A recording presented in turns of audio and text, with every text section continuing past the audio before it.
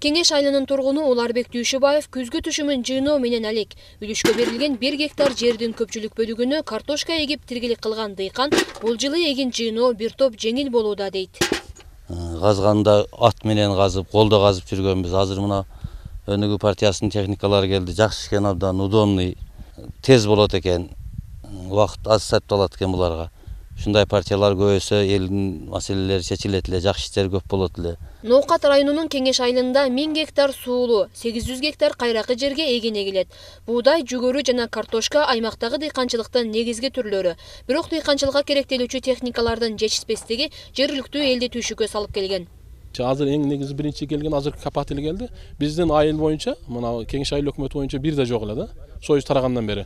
Азыр эми келип жакшы көбөлөп атат. Мына өзүбүздүн местный мына ат менен анан тракторлордун баягы жардамында өздөрү жасалманы кылып аткан эле, бирок ошолорго караганда мындайча айтканда 25% арзан болуп атат да. 1 гектар жерди 4000 казып берсе, а булар 3000ден, мындайча айтканда элге 1000 сомдон пайда болуп атат.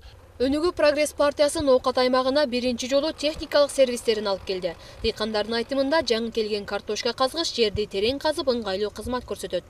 Эски капаттылардыкы алар жайып эле чачып коюп кете берет эле. Булардын айырмасы, булар ортого таштап кетет экен, алдында картошканы калтырбайт экен. Өтө таза кылат экен. Мына көрүп отурабыз.